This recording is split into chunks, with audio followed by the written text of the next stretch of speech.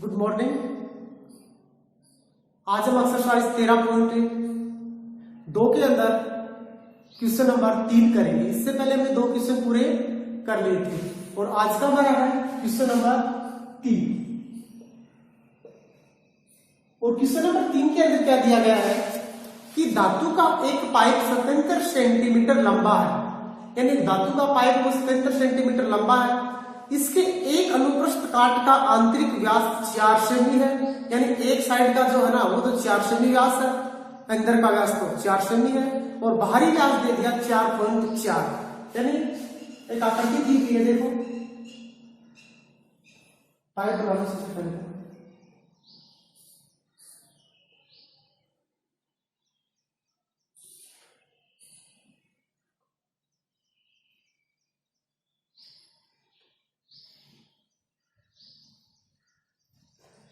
यानी ये हो गया क्या 5,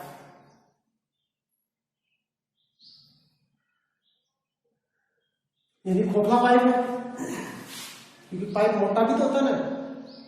तो अंदर का तो व्यास कितना दे दिया 4 सेंटीमीटर और ये बाहरी व्यास कितना दे दिया 4.4 सेंटीमीटर। इसकी हाइट कितनी दे दी 77 सेंटीमीटर। हमें दिया गया वो लिख दो। सबसे पहले हमें दिया गया है, अब देखो जो अंदर का व्यास है उसे आप 2r1 मान लेना, क्योंकि व्यास क्या होता है त्रिज्या का दुगुना होता है और त्रिज्या क्या होती है r। तो अंदर की त्रिज्या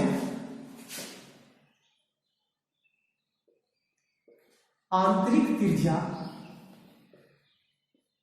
आंतरिक व्यास दिया गया है, आंतरिक व्यास और व्यास क्या होता है 2r और अंदर के लिए हम क्या मानेंगे r1 और वो कितना दिया गया है 4 सेंटीमीटर। हम यहां से r1 का मान निकालेंगे, वो हो जाएगा कितना 2 सेंटीमीटर। उसके बाद बाहरी व्यास, और बाहरी व्यास हमें कितना दिया गया है, बाहरी व्यास के लिए हम क्या मानेंगे 2r, व्यास तो 2r होता है परंतु बाहर को हम 2r2 मान लेंगे और वो कितना दिया गया है 4.4 सेंटीमीटर। तो r2 कितना हो जाएगा 2.2 सेंटीमीटर और हमें x का मान दिया गया है वो कितना है 77 सेंटीमीटर। यानी हमें अब ये 3 वैल्यू चाहिए और तीनों की तीनों वैल्यू आ गई है। r1 का मान भी आ गया, r2 का मान भी आ गया और x का मान भी आ गया। अब क्वेश्चन नंबर 3 के अंदर 3 चीजें पूछी गई। सबसे पहला पॉइंट पूछा गया है आंतरिक वक्र पृष्ठीय क्षेत्रफल। कौन सा आंतरिक, जो अंदर का वक्र पृष्ठीय क्षेत्रफल वो निकालना है। जो इसके अंदर का है ना, जैसे मालूम है इसी जगह वो कर देता हूं, समझ में आ जाएगा लास्ट में। जो इसके अंदर का क्षेत्रफल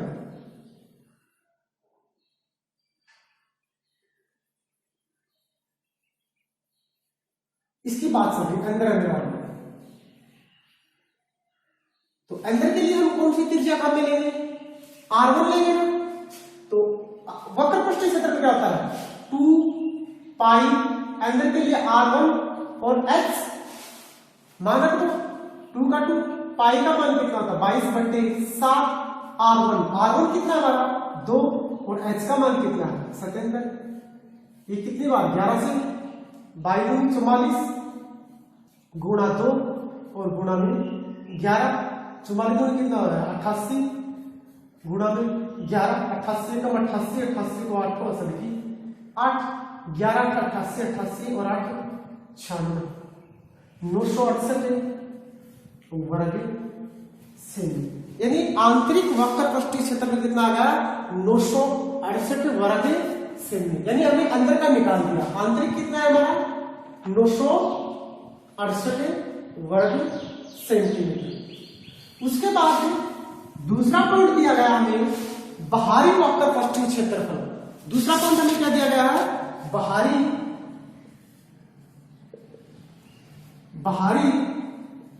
वक्र पृष्ठीय क्षेत्रफल। जो बाहर का, यानी जो बाहर का वक्र पृष्ठीय क्षेत्रफल है वो ज्ञात करना है। अब कौन सा करना है जो बाहर की साइड का है ना वो क्षेत्रफल ज्ञात करना है। तो बाहरी वक्र पृष्ठीय क्षेत्रफल के लिए क्या हो जाएगा, अब बाहरी के लिए त्रिज्या क्या काम में लेंगे r2 ना, तो 2 पाई R2 H, 2 का 2, पाई का मान 22/7, R का मान कितना है 2.2, H का मान कितना है 77, 11, इसका पॉइंट हटा देंगे, 22 गुणा 22 बट्टे में कितना 10 ही तो आएगा ना, इसका पॉइंट हटाएंगे 10 और गुणा में 11। अब 44 को 22 से गुणा कर दो, फिर 11 से गुणा कर दो, यानी 44 को सबसे पहले 22 से 4 दूनी 8, 4 दूनी 8, 4 दूनी 8, 4 दूनी 8, 8 8 16, 968। अब 968 को किससे करें 11 से, 968, 968, 8 8 से 14, 1 8 से 15, 1 16, उसको कसर लिखिए 9 1 10, 10 648, 10 648 बटे में 10, यानी 1064.8 वर्ग सेमी। यानी हमने अंदर का क्षेत्रफल निकाला था वो था 968 वर्ग सेमी, अब बाहर का क्षेत्रफल निकाल दिया वो है 1064.8 वर्ग सेमी। यानी हमें अंदर का क्षेत्रफल भी निकाल दिया और बाहर का क्षेत्रफल भी निकाल दिया। अब क्या कह रहा है कि इसका कुल पृष्ठीय क्षेत्रफल, इसका कुल वक्र पृष्ठीय क्षेत्रफल, देखो फिर से मैं डायग्राम बना रहा हूं, ये समझ में आ जाएगा।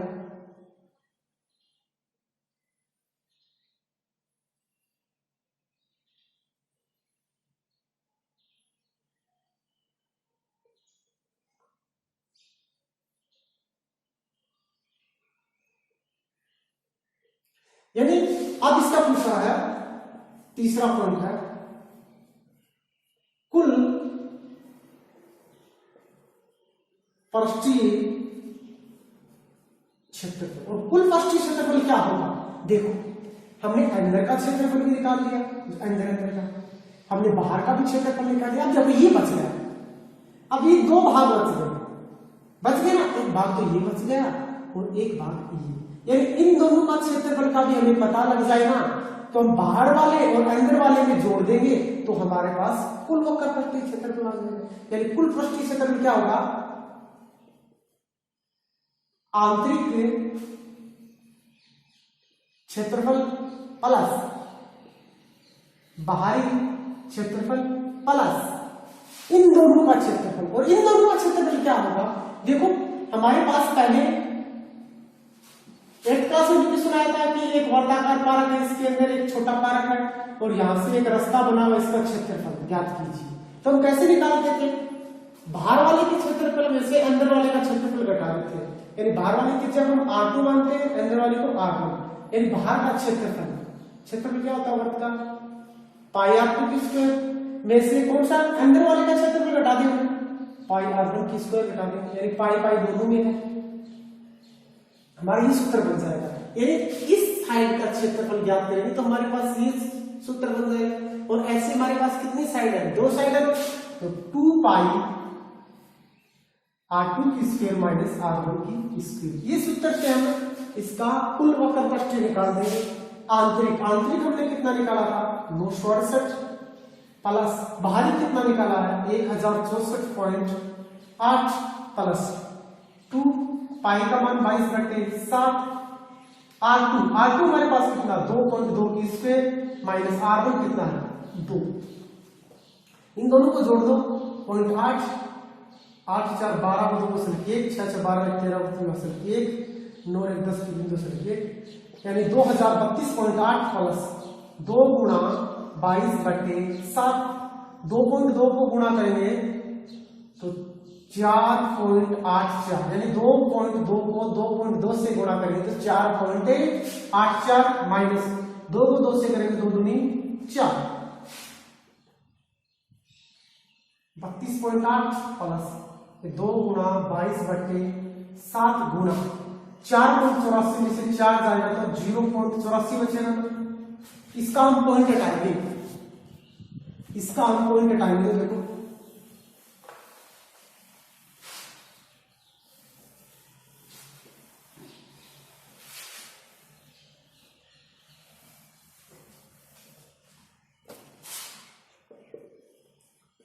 (32.8 प्लस 2 गुणा 22/7 गुणा 84/100, क्योंकि हमने पॉइंट हटा दिया।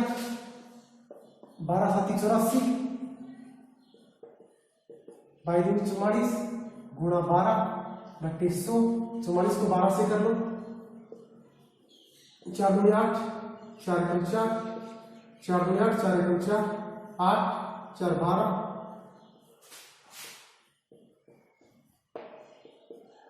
528/100, यानी दो संख्या पहले इधर 32.8 प्लस 5.28, यानी इन दोनों को जोड़ देंगे। इन दोनों को जोड़ेंगे तो कितना आएगा?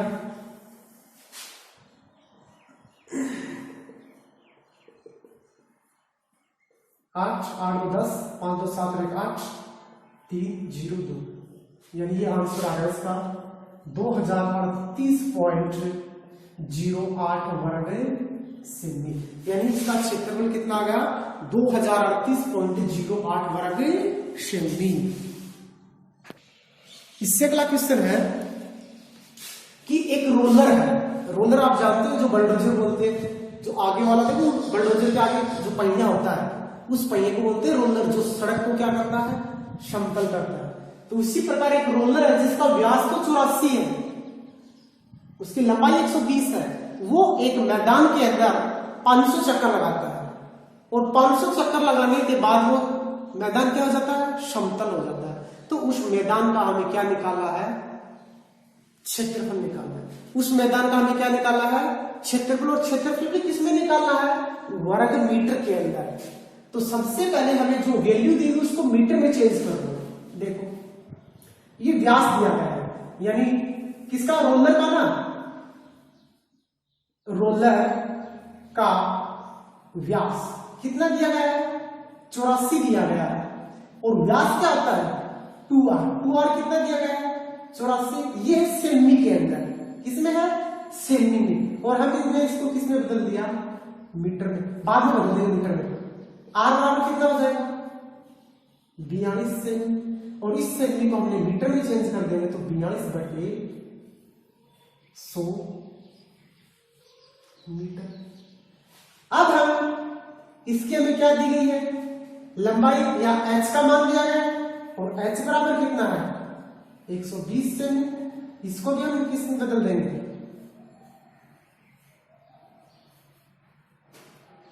मीटर में बदल देंगे। अब कह रहा है कि ये बुलडोजर ये रोलर 500 चक्कर लगाएगा तो उस मैदान को क्या कर देगा? साफ कर देगा। तो मैदान का क्षेत्रफल ज्ञात कीजिए। तो देखो ये एक बार में कितना समतल करेगा, और एक बार में समतल करेगा वो क्या होगा? जैसे कि ये इसका आगे आगे वाला भाग तो समतल करते हैं, यानी इसका वक्र पृष्ठ, और वक्र पृष्ठ का क्षेत्रफल क्या होगा? एक चक्कर समतल करने के क्षेत्रफल के बराबर होगा। यानी रोलर का एक चक्कर बराबर क्या होगा? वक्र पृष्ठीय क्षेत्रफल के बराबर होगा। और रोलर का एक वक्र पृष्ठीय क्षेत्रफल क्या होता है? 2πr/h, यानी रोलर का एक चक्कर किसके बराबर होगा? वक्र पृष्ठीय क्षेत्रफल के बराबर होगा। और वक्र पृष्ठीय क्या होता है? 2πr/h। और वो सड़क को समतल करने के मैदान को समतल करने के लिए कितने चक्कर लगाता है? 500। तो मैदान का क्षेत्रफल बराबर, यानी वो 500 चक्कर लगाएगा और एक चक्कर में कितनी समतल करेगा? 2πr/h। और हमारा मान यहां से निकल आएगा। 500 क्यों लगाया? क्योंकि वो चक्कर कितने लगाता है? 500। आप लिख देना इससे पहले, चक्कर लगाता है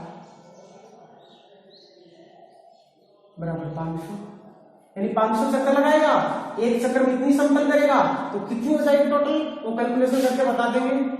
500 गुणा 2, पाई का मान 22/7, आर का मान हमारा कितना है? 42/100 ना, 42/100 गुणा h का मान कितना है? 120/100, 120/100। काट लो, कट रहा उससे। देखो दो बिंदु से दो बिंदु कैंसिल, कट गया ना। एक बिंदु से एक बिंदु कैंसिल, कट गया ना। अब बच गया क्या? 5 गुणा 2 गुणा 22 गुणा 42 गुणा 12 बटे 7 गुणा में 10। 7 छक्की 42, 5 दूनी 10, 2 से 2 कैंसिल, बच गया कितना 22 गुणा 6 गुणा 12, 6 दूनी 12 को दोनों से लगे, 6 दूनी 12 113, 132 को किससे गुणा कर लेंगे 12 से ना, 12 दूनी 24 को 4 कैंसिल की 2, 12 3 36, 36 38 को 8 कैंसिल की 3, 12 के 12 13 14 15, 1584 वर्ग मीटर, यानी मैदान का क्षेत्रफल कितना गया 1584 वर्ग मीटर।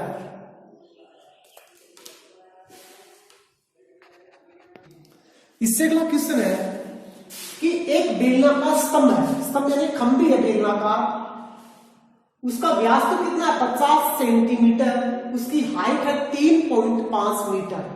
इसके ऊपर कलर करवाना हो कहां पे वक्र पृष्ठ, जो हमें बाहर जो दिखाई दे रहा हो वक्र पृष्ठ, इसका वक्र पृष्ठ का हमें क्या याद करना है, ये याद करना है कि इसके ऊपर पेंट कराने के लिए कितना खर्चा लगेगा। यदि 12 रुपए और 50 पैसे प्रति वर्ग मीटर की दर से, यानी इसका क्षेत्रफल निकालेंगे वो हम किससे निकालेंगे वर्ग मीटर में निकालेंगे, और जितना क्षेत्रफल आएगा वो 12.50 से हम क्या कर देंगे गुणा कर देंगे, तो कुल खर्चा आ जाएगा। सबसे पहले जो सेंटीमीटर में व्यास दिया गया है उसको मीटर में चेंज कर देंगे, यानी 2r दिया गया है 50 सेंटीमीटर, r का मान निकालेंगे और 50 में 2 का भाग देंगे तो 25 सेंटीमीटर, और इस सेंटीमीटर को हम मीटर में बदलेंगे तो 25 बटे 100 मीटर, 25 एकम 25, 25 चौका 100, यानी r बराबर 1/4 मीटर। इसकी हाइट, इसकी h का मान कितना दिया गया है, h का मान दिया गया है 3.5 मीटर। इसके वक्र पृष्ठ के क्षेत्रफल पर क्या कर, इसके वक्र पृष्ठ के ऊपर क्या करना पेंट, तो सबसे पहले हम इसका वक्र पृष्ठ का क्षेत्रफल निकाल लेंगे, किसका स्तंभ, स्तंभ भी दिया गया है, हाँ बेलनाकार स्तंभ, यानी स्तंभ का वक्र पृष्ठीय क्षेत्रफल, और वक्र पृष्ठीय क्षेत्रफल क्या था 2 पाई r x, मान रख दो 2 का 2, पाई का मान 22 बटे 7, r का मान हमारे पास कितना है 1/4 गुणा h का मान कितना है 3.5 का पॉइंट हटाएंगे तो नीचे 10, 7 पंजों 35, 5 दूनी 10, 2 से 2 कैंसिल, ऊपर 22 नीचे 4, और भी कट रहा है, ऊपर 11 नीचे 2। स्तंभ का वक्र पृष्ठीय क्षेत्रफल यानी वर्ग मीटर, यानी इसका क्षेत्रफल कितना आ गया 11/2 वर्ग मीटर। अब हमें खर्चा बताना है, क्या बताना है खर्चा, खर्चा यानी 1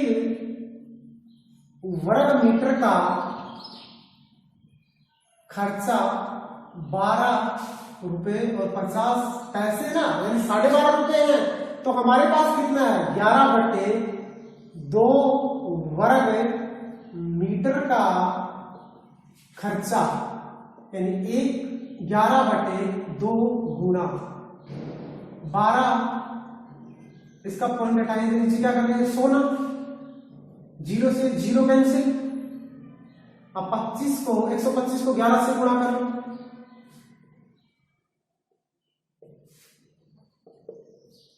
5 एकम 5, 2 एकम 2, 1 एकम 1, 5 एकम 5, 2 एकम 2, 1 एकम 1, 5 7 3 1, 13/75, अब 13/75 बटे 2 गुणा में 10, अब 1375 में हम किसका भाग दे देंगे? 2 का ना, 1375 में 2 का भाग दे देंगे। 2 की 12, 2 की 16, 2 7 की 14, यानी 10 यानी एक संख्या 68.75 रुपए। यानी कितना खर्चा लगेगा उस खंबे के ऊपर पेंट कराने के लिए? 68 रुपए और 75 पैसे लगेंगे।